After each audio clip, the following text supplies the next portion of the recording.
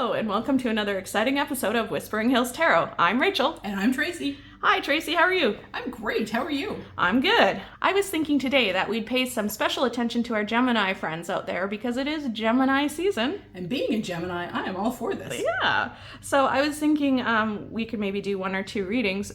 Let's do a romance reading and then maybe do a career reading. All right. Are those the two big ones that people like to know about? I'm not sure, but it can't hurt.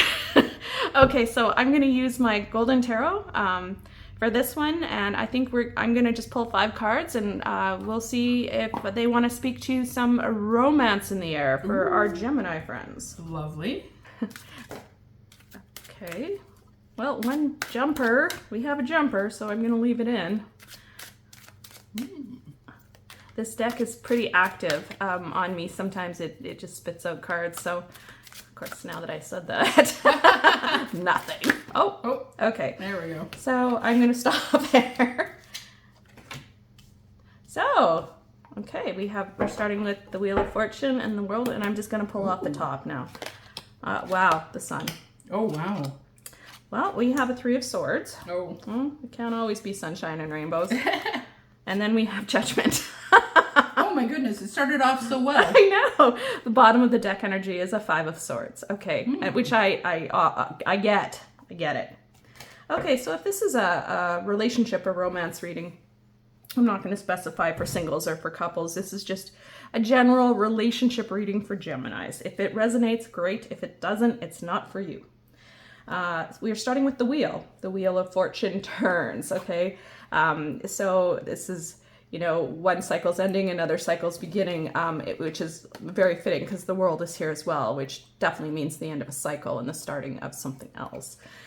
So, I'm just looking at the expression, like, if you were waiting on something or something wasn't happening, maybe in a relationship was feeling stagnant or stalled in some way, the wheel's turning, that feeling may be coming to an end.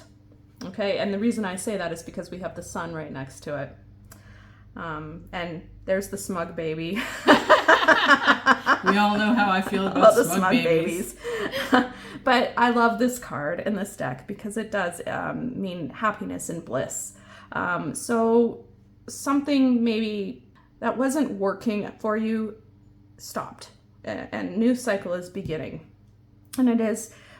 starting out wonderfully, happiness and bliss, but maybe there's some lingering feelings. And I usually judge, cards by the ones that surround it as well. So we have something could have started out great, and then maybe you found out something you didn't know, or unexpected information that has caused you some regret in some way. This could also mean cheating and heartbreak as well. However, this seems like a new energy. Maybe somebody wasn't as they seem. You met them online and it turned out to be something else. Because we have Judgment right next to the 3 of Swords, where now we're really judging a book by its cover. We are, and because the bottom of the deck energy is the 5 of Swords, this is, again, I usually find this to be kind of a petty card, but there's been some sort of strife or miscommunication. People's hackles are up, but it's not a serious energy to me. It's like, oh, okay, I said or did something that somebody didn't appreciate, or vice versa, and you might be annoyed or grumpy for a bit, but it's not a permanent energy. It's a tricky one to get through, especially if you think somebody did something wrong or there was some major infraction there. Whether there is or there isn't, that's for you to decide, I guess, or if you're going through that energy right now, be mindful of it. However, see both sides of the coin here, because something came in that was wonderful. And now we're thinking somebody did something wrong. Okay, it could have been you. We're not judging. However, the Judgment card is judging. So that's a fair point. We are judging a little here. So, treat people with respect, be sincere, Be who you are. Don't put on any airs. Don't pretend to be something you're not, because people will see through that, and you will see through that in other people. So I think that's the advice there. I don't say give up on this brand new exciting thing at all. I would say whatever it is, examine it and decide, judge it. And if you feel it's worth pursuing, great. If you don't, it's time to move on. Okay, I am going to pull one card from my Inner Child Oracle to give us some advice on the outcome. I'm curious about the outcome here, because it was looking so good, as Tracy said, coming into these two. Again, 1, 2, 3, 4 major arcana here in a 5-card spread. So lots of big energies going on. So we're gonna do this one. Set boundaries. Ah, good advice. Claim your power and know your value today. And again, if you're going through this judging, kind of grumpy energy, it is absolutely time to see it for what it is, set your boundaries, and if you choose to pursue the new thing, the new shiny pretty thing, whatever that means to you, great. And if you don't, cool. Either way, boundaries are always a good thing. Yes. Okay, Geminis, I hope this resonated, and you have a wonderful birthday month. Bye. All right, fellow Geminis, it's Tracy here. We're using the Crow Tarot. And we're going to draw 5 cards and see what kind of relationship advice we can get out of them. Nice. All right, so we start with the 4 of Pentacles,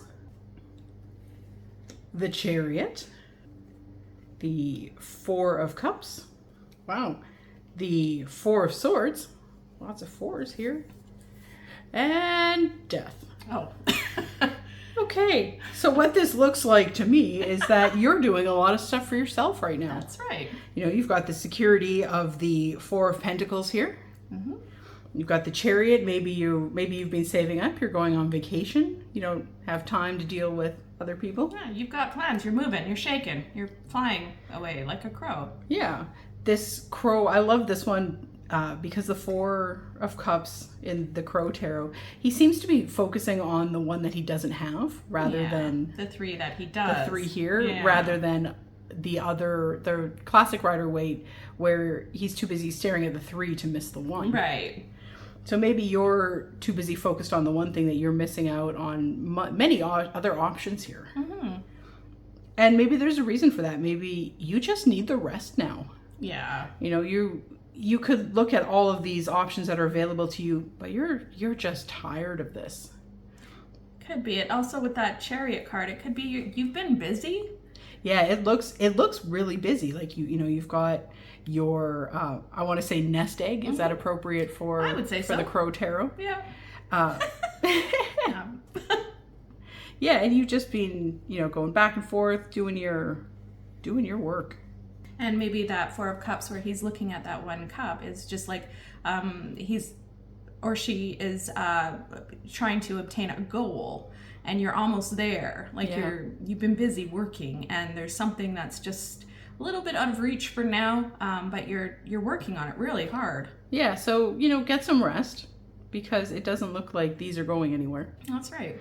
And except for we have Death, the great ending card. So something is ending. Maybe this time of rest is ending. This time of building your resources up is coming to an end, and you are ready to start looking for something. It seems like, you maybe you've had to put in the work and do the work on yourself, to figure out what you really wanted. I think those cards to me look like what you don't want. Yes. And what you don't want is over. Yeah. So you've put in all of this work, you're taking a rest, and pretty soon we're going to have something new come up. Yeah. So that is the end. The end of all the preparations. Yeah. You're ready to move on to the next season. That's awesome. Well, and again, to me, the Death card is always a positive. I think it's a positive card. Things have to end before something new can begin. Start. Yeah. A door closes, a window opens. Yeah. Although I always think that if one door closes and another door opens, maybe you should have had better contractor. Yeah, so, you know. I mean, I had a car like that when I was 16. If you rolled down the window too far, the door would open. Oh boy, one of those cars. It had a lot of problems, but they Was were that all the one entertaining. where the speedometer or whatever went in reverse, or the gas tank? for the gas, yeah. So empty was full and full was empty. Yeah, so it was always fun to lend the car out to somebody. And they're like, "Oh, it's got a full tank of gas. Thank you so much." Joke's on you. Hey. There's potential coming. There's potential, Gemini. Well done on you too for putting in all that work and for getting the rest you need. Good job. Great. Good job. Yeah, And because not everybody knows when they need to rest. it's also a year is coming to the end and a new year is starting, so it could just be That's true. It's been your birthday, and this is Yeah. another trip around the sun for y'all. Yeah, and I hope this next upcoming trip around the sun is good for you. Me too. Aw. All right, Gemini, happy birthday. Happy birthday, Bye. and may the magic infest you always.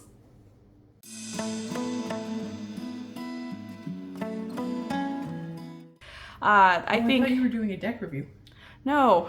Oh. I'm not. Oh. I didn't mean to sound so harsh. I don't know which deck I want to talk about though, so I have to think about that, Tracy. But hello, and welcome to another exciting episode of Whispering Hill Straight. Tracy. Tracy. I'm Taro. And I'm Rachel. Okay, scrap that too. Yay. Do that again. Oh god. It's like the ravens by the facilities entrance at work. They've learned how to imitate the sounds of locking and unlocking car doors. Oh. So they just sit there above the door and go, yeah.